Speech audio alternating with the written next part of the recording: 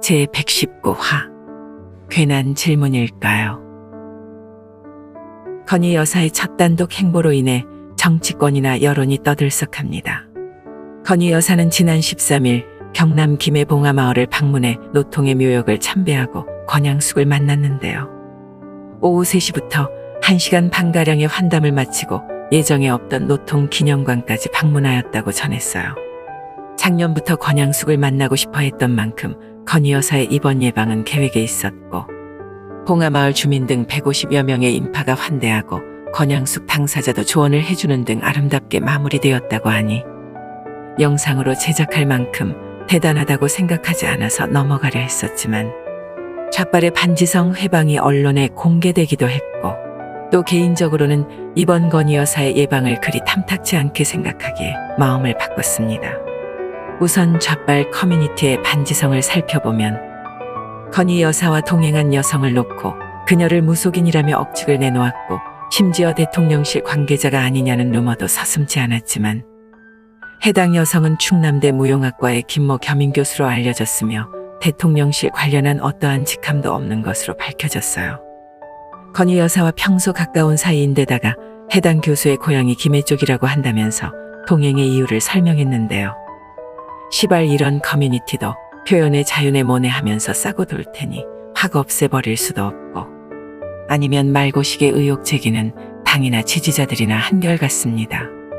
또한 해당 언론사는 대통령 부인의 공식 일정에 확인되지 않는 사람이 있는 게 부적절하지 않느냐며 지적했지만, 대통령실은 애초에 비공개 일정이었지만 많은 취재진 때문에 공개하게 되었고, 환담 내용에 관해서도 공개할 생각이 없었다고 밝혔어요.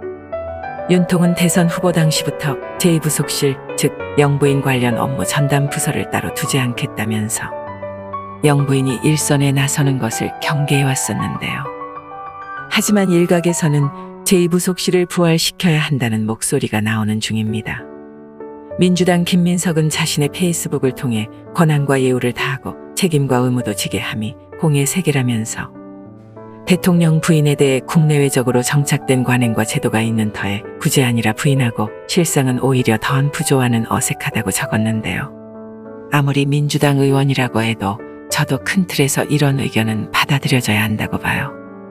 지금 세간에는 소위 건희 여사의 팬카페 건희사랑 내에서 후원금 유용 의혹까지 불거지고 있고, 팬클럽 회장인 강신업은 최근 매관매직 척결 국민연대라는 모임을 만들어 회비를 걷고 있는 것이 드러나 논란입니다. 여기에 페이스북에 욕설을 게시하는 등 부적절한 행동을 보이고 있으니 이와 무관하지 않은 건희 여사에게 애초에 공식 부서를 마련해 주어 보좌하게 함이 온당해 보여요. 이번 권양숙 예방의 경우도 제2부속실에 있었다면 당연히 공식 일정으로 공개해 문제를 만들지 않았을 거고, 경호나 보좌도 국가 차원에서 더욱 철저하게 진행되었을 겁니다.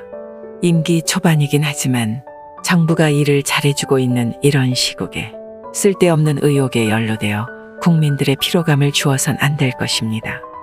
다음 권양숙에 대한 이야기인데요. 권양숙은 건희 여사에게 많이 참으셔야 한다면서 윤통 뒤에서 조심스럽게 걷는 모습도 너무 잘하셨다며 조용한 내조를 조언했다고 전해졌어요. 권양숙의 이런 발언은 마치 쩝쩝이보다 앞에서 걷던 혈세로 호화 생활을 누리던 정수기를 엿먹이는 느낌이라 좋았지만, 조용한 내조를 입에 담기에 스스로가 적절한 인물인가를 돌아봤으면 좋겠네요. 박연차한테서 받은 13억과 피아제 시계가 조용하지도 않았을 뿐더러 그게 내조는 아니잖아요. 무능하고 무책임한 남편이 영웅으로 떠받들어지는 세상에서 살다 보니 지가 무슨 상황쯤 되는 줄 알고 깝치는 모양인데, 많이 참은 게 13억이었군요. 안 참았으면 얼마나 드셨을까요? 좌파 여러분, 그래도 노통은 국민들이 뽑은 대통령이었습니다. 임기 중반에 들어서는 좌파 정치인과 거리를 두기도 했고, 결정적으로 좌빨들이 질색하고 반대했던 한미 FTA 그 시작점도 노통이었죠. 쩝쩝이와 시티즌 유에게 정치를 하지 말라고 했던 것도 그였습니다. 전문성이 부족한 탓에 경제가 무너지고 지금과는 달리 국민의 과반 이상이 그를 싫어했지만, 그래도 그를 선택한 건 국민이었으니 저들이 그를 물고 빠는 것까지 뭐라고 할 생각은 없어요.